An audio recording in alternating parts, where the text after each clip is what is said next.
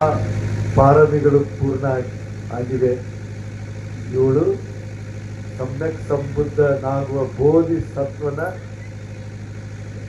ಜೊತೆಯಾಗಿ ನಡೆಯಲಿಕ್ಕೆ ಅರ್ಹಳಾಗಿದ್ದಾಳೆ ಅಂತ ಹೇಳಿ ಆಶೀರ್ವಾದ ಮಾಡ್ತಾರೆ. ಸೊ ನೀನು ಮುಂದೆ ಯಶೋಧರೆ ಆಗಿ ಇರ್ತೀಯ. ಯಾವಾಗ ಬೋಧಿಸತ್ವ ಇವಾಗ ದೀಪಂಕರ ಬುದ್ಧರಿಂದ ಹಿಡಿದು ಈಗ ಗೌತಮ ಬುದ್ಧರಾಗುವ ಮಧ್ಯದ ಸಮಯ ಇದೆಯಲ್ಲ, ಎನಿಸಲಾರದಷ್ಟು ಹುಟ್ಟುಗಳನ್ನು ಪಡೆದು ಈ ಪ್ರಾಣಿ ಲೋಕದಿಂದ ಹಿಡಿದು ಮನುಷ್ಯರಲ್ಲಿ ದೇವತಾ ಸ್ಥಿತಿನಲ್ಲಿ ಎಲ್ಲಾ ಕಡೆ ಹುಟ್ಟಿ ಈ 10 ಪಾರಮಿಗಳನ್ನ ಇನ್ನು 2ನೇ ಹಂತ 3ನೇ ಹಂತ ಪರಿಪೂರ್ಣ ಮಾಡ್ತಾ ಹೋಗ್ತಾರೆ. ಯಾವಾಗ ಬೋಧಿಸತ್ವ ಸನ್ಯಾಸಿಯಾಗಿದ್ರು ಭಂತೆ ಆಗಿದ್ರು ಅವಾಗ ಉಪಾಸಿಕ ಯಶೋಧರೆ ಆಗುವ ಮುಂದಿನ ಭವಿಷ್ಯದ ಯಶೋಧರೆ ಉಪಾಸಿಕ ಆಗಿ ಸಹಾಯ ದಾನವನ್ನು ಮಾಡ್ತಾ ಇದ್ರು. ಯಾವಾಗ ಬೋಧಿಸತ್ವ ಗೃಹಸ್ಥನಾಗಿದ್ರು ಅವಾಗ ಪತ್ನಿ ಆಗಿದ್ರು. ಈ ರೀತಿ ಇಬ್ರು ಪಾರಮಿಗಳನ್ನ ಪೂರ್ಣ ಮಾಡ್ತಾ ಹೋದ್ರು. ಒಬ್ರಿಗೊಬ್ರು ಸಹಾಯ ಮಾಡ್ತಾ ಈ ಪಾರಮಿಗಳನ್ನ ಅತಿ ಉನ್ನತ ಹಂತದಲ್ಲಿ ಪರಿಪೂರ್ಣ ಮಾಡ್ತಾ ಹೋದ್ರು. ಅವರು ದೀಪಂಕರ ಬುದ್ಧ ಆದಮೇಲೆ ಮತ್ತೆ 23 ಬುದ್ಧರು ಬಂದು ಹೋದ್ರಲ್ಲ, ಎಲ್ಲ ಬುದ್ಧರ ಸಂಪರ್ಕ ಮಾಡಿದ್ರು, ಎಲ್ಲ ಬುದ್ಧರಿಂದ ಆಶೀರ್ವಾದ ಪಡೆದುಕೊಂಡ್ರು. ಈಗ ಎಲ್ಲ ಪಾರಮಿಗಳನ್ನ ಪಾರಮಿ, ಉಪಪಾರಮಿ, ಪರಮತ್ತ ಪಾರಮಿ ಅಂತ 3 ಹಂತಗಳಲ್ಲಿ ಪರಿಪೂರ್ಣ ಮಾಡಿ ಶ್ವೇತಕೇತು ದೇವ ಅಂತ ಹೇಳಿ ದೇವಲೋಕದಲ್ಲಿ ತುಷಿತ ದೇವಲೋಕದಲ್ಲಿ ಶ್ವೇತಕೇತು ದೇವರಾಜನಾಗಿ ಬೋಧಿಸತ್ವ ಇದ್ದರು. ಅವರಿಗೆ ಅನೇಕ ಇವರೆಲ್ಲ ಇಚ್ಛೆ ಪಟ್ಟು ಕೇಳ್ತಾರೆ, ಬುದ್ಧರಾಗುವ ಸಮಯ ಬಂದಿದೆ, ಆದಷ್ಟು ಬೇಗ ಬುದ್ಧರಾಗಿ ಅಂತ. ಆಗ ಶ್ವೇತಕೇತು ನೋಡ್ತಾರೆ, ನಾನು ಯಾರ ಮಡಿಲಲ್ಲಿ ಹುಟ್ಟಬೇಕು. ಅವಾಗ ಅವರಿಗೆ ಶುದ್ಧೋಧನ ಮತ್ತು ಮಹಾಮಾಯಾದೇವಿ ಕಾಣ್ತಾರೆ. ಇವರು ಬಹಳ ಶೀಲವಂತರು.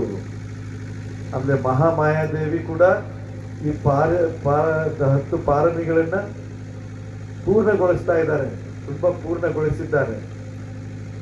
ಈಗ ಅವರಿಗೆ 10 ತಿಂಗಳು 7 ದಿವಸ ಜೀವ ಇದೆ. ಆಮೇಲೆ ಬೋಧಿಸತ್ವರಿಗೆ ಜನ್ಮ ಕೊಡುವ ಯೋಗ್ಯತೆ ಇದೆ ಅಂತ ಒಂದು ಉನ್ನತ ಶೀಲ ಸಮಾಧಿಯನ್ನು ಬೆಳೆಸ್ಕೊಂಡಿರ್ತಕ್ಕಂಥ ಮಹಿಳೆ, ಅವಳ ಮಡಿಲಲ್ಲಿ ನಾನು ಹುಟ್ಟುವುದು ಸೂಕ್ತ ಅಂತ ಹೇಳಿ ಈ ಆಷಾಢ ಪೂರ್ಣಿಮೆಯ ದಿನ ಇದೆಲ್ಲ, ಅವತ್ತಿನ ದಿವಸ ಏನಂತಾರೆ ಗರ್ಭಧಾರಣೆ ಆಗುತ್ತೆ. ಅವತ್ತಿನ ರಾತ್ರಿ ಈ ಬಿಳಿ ಆಣೆ ಕನಸು ಬೀಳುತ್ತಲ್ಲ ಮಹಾಮಾಯಾದೇವಿಗೆ, ಆ ಗರ್ಭಧಾರಣೆ ಆಗಿರುವ ದಿನ. ಸೊ ಅದು ಅವರ ಹುಟ್ಟು, ಬೋಧಿಸತ್ವರ ಹುಟ್ಟು. ನಂತರ 10 ತಿಂಗಳು ಪೂರ್ಣ 10 ತಿಂಗಳು ಗರ್ಭದಲ್ಲಿ ಇರ್ತಾರೆ. ಸಾಮಾನ್ಯವಾಗಿ 9 ತಿಂಗಳು ಆ ರೀತಿ ಎಲ್ಲ ಹುಡ್ತಾರಲ್ಲ, ಆದರೆ ಬೋಧಿಸತ್ವರು ಕರೆಕ್ಟ್ 10 ತಿಂಗಳು. ಆಷಾಢ ಪೂರ್ಣಿಮೆ ಜುಲೈಯಲ್ಲಿ ಬರುತ್ತೆ, ಜುಲೈಯಲ್ಲಿ ಗರ್ಭಧಾರಣೆ ಮಾಡಿ ಅಲ್ಲಿಂದ ಹಿಡಿದು ಮೇ ತಿಂಗಳಲ್ಲಿ ವೈಶಾಖ ಪೂರ್ಣಿಮೆವರೆಗೆ ಕರೆಕ್ಟಾಗಿ 10 ತಿಂಗಳು ಆಗುತ್ತೆ. ಆ 10 ತಿಂಗಳ ನಂತರ ವೈಶಾಖ ಪೂರ್ಣಿಮೆ ದಿವಸ ಈ ಮಹಾಮಾಯಾದೇವಿ ಅವತ್ತು ಹೇಳ್ತಾಳೆ ತನ್ನ ರಾಜ ಶುದ್ಧೋಧನಿಗೆ, ನಾನು ತವ್ರ ಮನೆಗೆ ಹೋಗ್ತೀನಿ. ಸರಿ ಅಂತ ಹೇಳಿ ರಾಜ ದೊಡ್ಡ ಒಂದು ಪಲ್ಲಕ್ಕಿಗಳನ್ನು ಅರೇಂಜ್ ಮಾಡಿ, ತುಂಬಾ ಜನರನ್ನ ಅರೇಂಜ್ ಮಾಡಿ, ಒಂದು ದೊಡ್ಡ ಮೆರವಣಿಗೆ ತರ, ಅಷ್ಟು ಒಂದು ದೊಡ್ಡ ಸುಂದರವಾದ ಇದರಲ್ಲಿ ಮಹಾಮಾಯಾದೇವಿ ಕಪಿಲ ವಸ್ತುವಿನಿಂದ ಕೋಳಿಯ ತನ್ನ ರಾಜ್ಯಕ್ಕೆ ತನ್ನ ಇದಕ್ಕೆ ಹೋಗ್ತಾ ಇರ್ತಾಳೆ.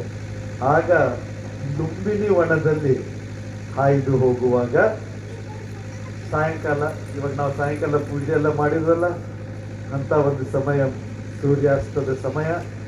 ಅವಾಗ ಅವಳಿಗೆ ತುಂಬಾ ಸಂತೋಷ ಅನಿಸುತ್ತೆ, ಈ ವನ ಎಷ್ಟು ಸುಂದರವಾಗಿದೆ, ಒಂದು ಸ್ವಲ್ಪ ಹೊತ್ತು ನಾನು ಇಲ್ಲಿ ವಿಶ್ರಾಮ ತಗೊಳ್ತೀನಿ, ನಿಲ್ಲಿಸಿ ಅಂತ ಹೇಳಿ ಅಲ್ಲಿ ಇಳಿತಾಳೆ. ಇಳಿದು ನಿಧಾನವಾಗಿ ಅಲ್ಲಿ ವೃಕ್ಷಗಳಿರ್ತವೆ, ಎಲ್ಲ ಹೂಗಳಿಂದ ಕಂಗೊಳಿಸ್ತಾ ಇವೆ. ಒಂದು ರೆಂಬೆ ಹಿಡ್ಕೊಂಡು ಒಂದು ವೃಕ್ಷದ ಕೆಳಗೆ ನಿಂತ್ಕೊಂಡಿರ್ತಾಳೆ. ಆಗ ಈ ಮಗುವಿನ ಜನನ ಆಗುತ್ತೆ. ನಿಂತುಕೊಂಡು ಜನ್ಮ ಕೊಟ್ಟಿರೋದು ಇದು ಸಾಮಾನ್ಯ ಅಲ್ಲ. ಯಾವಾಗ ಜನ್ಮ ಆಗುತ್ತೋ ರಾಜಕುಮಾರನನ್ನ ಮೊಟ್ಟ ಮೊದಲಿಗೆ ಸ್ವೀಕಾರ ಮಾಡಿದ್ದು ದೇವತೆಗಳು, ಬ್ರಹ್ಮ ದೇವತೆಗಳು. ಆಮೇಲೆ ಇತರ ದೇವತೆಗಳು ಸ್ವೀಕಾರ ಮಾಡಿ ಜಮೀನಿನ ಮೇಲೆ ಅವರು ನಿಲ್ಲಿಸಿದಾಗ 7 ಹೆಜ್ಜೆಗಳನ್ನು ಉತ್ತರದ ಕಡೆ ನಡೆಯುತ್ತಾ 7 ಹೆಜ್ಜೆ ತಗೊಳ್ತಾರೆ. ಆ 7 ಹೆಜ್ಜೆಗಳ ಇದರಲ್ಲಿ ಕಮಲದ ಹೂ ಬರ್ತಾರೆ. ಈಗ ಗರ್ಭದಲ್ಲಿದ್ರಲ್ಲ 10 ತಿಂಗಳು ಜಾಗೃತವಾಗಿದ್ದರು ಬೋಧಿಸತ್ವರು. ಇವಾಗ ನಾವು ಹುಟ್ಟುವಾಗ ಮರ್ತೇ ಬಿಟ್ಟಿರ್ತೀವಿ, ನಾವು ಹುಟ್ಟಿದ ಮೇಲೆ ಎಲ್ಲಿಂದ ಬಂದಿದೆ ಅಂತಾನು ಗೊತ್ತಾಗಲ್ಲ. ಆದರೆ ಬೋಧಿಸತ್ವ ಹುಟ್ಟಿದಾಗ 10 ತಿಂಗಳು ಜಾಗೃತವಾಗಿದ್ದರು. ಶ್ವೇತಕೇತು ದೇವನಾಗಿ ಜಾಗೃತೆಯಿಂದ ಅಲ್ಲಿ ಸತ್ತೋದ್ರು. ಜಾಗೃತೆಯಿಂದ ಗರ್ಭಧಾರಣೆ ಆಗಿ ಜನ್ಮ ತಾಳಿದರು. 10 ತಿಂಗಳು ಗರ್ಭದಲ್ಲಿಯೂ ಜಾಗೃತರಾಗಿದ್ದರು. ಈಗ ಹುಟ್ಟುವಾಗ್ಲೂ ಜಾಗೃತ. 7 ಹೆಜ್ಜೆ ನಡೆದು ಈ ಬಲಗೈ ಎತ್ತಿ ಬೆರಳನ್ನ ಎತ್ತಿ ಹೇಳ್ತಾರೆ, ಅಗ್ಗೋ ಹಮಸ್ಮಿನ್ ಲೋಕಸ್ಸ. ಏನ್ ಹೇಳ್ತಾರೆ ಹೇಳಿ ಎಲ್ಲರೂ. ಅಗ್ಗೋ ಹಮಸ್ಮಿನ್ ಲೋಕಸ್ಸ, ಸೆಟ್ಟೋ ಹಮಸ್ಮಿನ್ ಲೋಕಸ್ಸ, ಜಟ್ಟೋ ಹಮಸ್ಮಿನ್ ಲೋಕಸ್ಸ, ಅಯಮಂತಿಮಾ ಜಾತಿ ನತ್ತಿದಾನಿ ಪುನಃ ಭವೋ. ಹೇಳ್ತಾರೆ ಅಗ್ಗೋ ಹಮಸ್ಮಿನ್ ಲೋಕಸ್ಸ, ಈ ಲೋಕದಲ್ಲಿ ನಾನೇ ಅಗ್ರ. ಸೆಟ್ಟೋ ಹಮಸ್ಮಿನ್, ನಾನೇ ಶ್ರೇಷ್ಠ. ಜಟ್ಟೋ ಹಮಸ್ಮಿನ್, ನಾನೇ ಜ್ಯೇಷ್ಠ, ಎಲ್ಲಕ್ಕಿಂತ ಉತ್ತಮ. ಅಯಮಂತಿಮ ಜಾತಿ, ನನಗೆ ಇನ್ನು ಮರು ಹುಟ್ಟು ಇರುವುದಿಲ್ಲ. ನತ್ತಿದಾನಿ ಪುನಃಭವೋ, ಅಯಮಂತಿಮ ಜಾತಿ, ಇದೇ ನನ್ನ ಕೊನೆಯ ಹುಟ್ಟು. ನತ್ತಿದಾನಿ ಪುನಃಭವೋ, ಮತ್ತೆ ಮರು ಹುಟ್ಟು ಇರುವುದಿಲ್ಲ ಅಂತ ಹುಟ್ಟಿದ ತಕ್ಷಣ ಘೋಷಣೆ ಮಾಡಿದ್ರು. ಆ ಹುಟ್ಟಿನ ಉದ್ದೇಶವನ್ನು ಹೇಳ್ತಾನೆ ಜನ್ಮ ತಾಳಿದ್ರು. ನನ್ನ ಗುರಿನೂ ಕ್ಲಿಯರ್ ಆಗಿದೆ, ನಾನು ಏನು ಮಾಡ್ಬೇಕಂತನೂ ಕ್ಲಿಯರ್ ಆಗಿದೆ ಅಂತ ಘೋಷಣೆ ಮಾಡ್ತಾರೆ. ಎಲ್ಲರಿಗೂ ಆಶ್ಚರ್ಯ ಆಗುತ್ತೆ, ಸಂತೋಷ ಪಡ್ತಾರೆ. ಇನ್ನು ಮಗು ಹುಟ್ಟಿದ್ದಾಯ್ತು.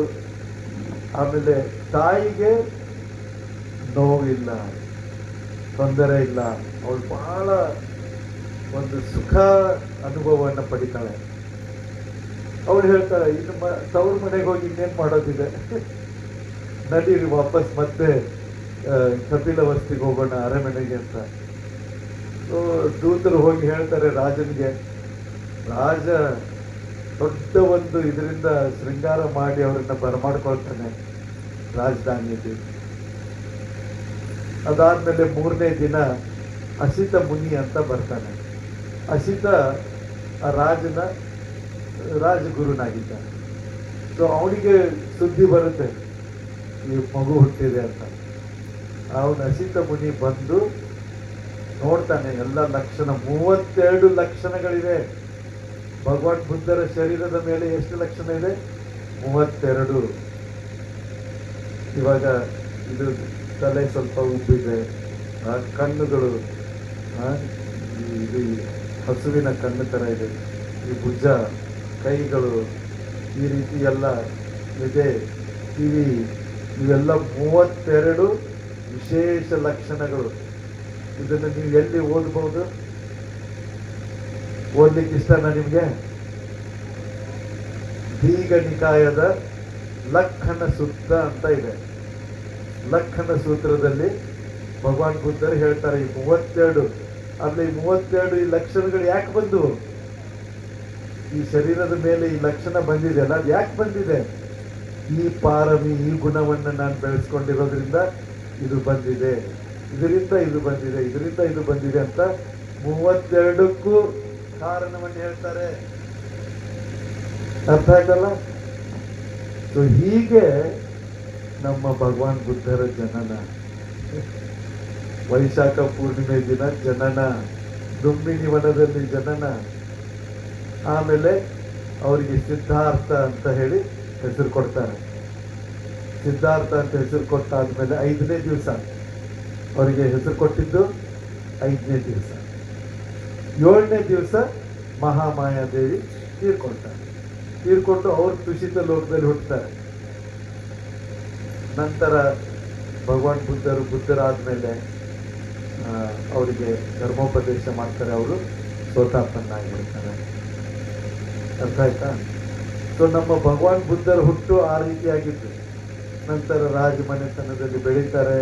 16ನೇ ವಯಸ್ಸಿನಲ್ಲಿ ಯಶೋಧರೆಯ ಜೊತೆ ಮದುವೆ ಆಗುತ್ತೆ. ಮದುವೆ ಜೊತೆಗೆ ಅವರಿಗೆ ರಾಜನನ್ನಾಗೂ ಪಟ್ಟ ಕಟ್ತಾರೆ. ನಂತರ 13 ವರ್ಷ ಇರ್ತಾರೆ. 29ನೇ ವಯಸ್ಸಿನಲ್ಲಿ ಈ ಗ್ರಹ ತ್ಯಾಗ. ಸತ್ಯವನ್ನು ಹುಡುಕಬೇಕು ನಾನು, ಎಲ್ಲ ದುಃಖಗಳಿಂದ ಮುಕ್ತವಾದ ಸ್ಥಿತಿಯನ್ನು ಕಂಡು ಹಿಡಿಬೇಕು. ಇವಾಗ ಜನ ಯಾರಾದ್ರೂ ಮನೆ ಬಿಟ್ಟು ಹೋದ್ರೆ ಹೆಂಡತಿ ಜೊತೆ ಜಗಳನೋ, ಅವ್ರು ಸತ್ತೋದ್ರು, ಇವ್ರು ಸತ್ತೋದ್ರು, ಅಥವಾ ನಾಶ ಆಯಿತು, ಆಸ್ತಿ ಕಳ್ಕೊಂಡು ಅಂತ ಕಾರಣಗಳಿಂದನೂ ಬಿಟ್ಟು ಹೋಗೋ ಜನ ಇದ್ದಾರೆ. ಇನ್ನು ಕೆಲವೊಂದು ಜನ ಸತ್ಯವನ್ನು ಹುಡುಕಿಕೊಂಡು ಹೋಗೋರಿದ್ದಾರೆ. ನಮ್ಮ ಸಿದ್ಧಾರ್ಥ ರಾಜಕುಮಾರ ಎಲ್ಲ ಪರ್ಫೆಕ್ಟ್ ಆಗಿತ್ತು. ರಾಜನೂ ಆಗಿದ್ದ, ಐಶ್ವರ್ಯ ಇತ್ತು, 3 ಅರಮನೆಗಳಿತ್ತು, ನೋಡ್ಕೊಳ್ಳೋದಿಕ್ಕೆ ಎಷ್ಟು ಜನ, ಎಲ್ಲ ಪರ್ಫೆಕ್ಟ್ ಆಗಿದ್ದನ್ನ ಕಿಕ್ಔಟ್ ಮಾಡೋದು, ತ್ಯಾಗ ಮಾಡೋದು. ಅದನ್ನೆಲ್ಲ ತ್ಯಾಗ ಮಾಡಿ ತನ್ನ ಮಡದಿ, ಮಕ್ಕಳು, ತಂದೆ ತಾಯಿರನ್ನ ತ್ಯಾಗ ಮಾಡಿದ್ರು. ಕೆಲವು ಜನ ಹೇಳ್ತಾರೆ, ಓ ಮನೆ ಬಿಟ್ಟು ಓಡಿ ಹೋದ ಅಂತ. ಓಡಿ ಹೋಗ್ಲಿಲ್ಲ. ಆ ಮನೆ ಅವರಿಗೆ ಮೇಲಿನ ಪ್ರೀತಿಯಿಂದ ಹೋಗಿರೋದು. ಅವರಿಗೆ ನಾನು ಎಲ್ಲಕ್ಕಿಂತ ಉತ್ಕೃಷ್ಟವಾದ ಕಾಣಿಕೆಯನ್ನು ಕೊಡುತ್ತೇನೆ. ಬೆಳ್ಳಿ ಬಂಗಾರ ಕೊಡ್ಬೇಕು, ಎಷ್ಟು ಕೊಡ್ಬೇಕು? ಅರಮನೆ ಕೊಡ್ಬೇಕು, ಎಷ್ಟು ಕೊಡ್ಬೇಕು? ಏನೆಲ್ಲ ಕೊಡೋದೆಲ್ಲ ಕೊಟ್ಟು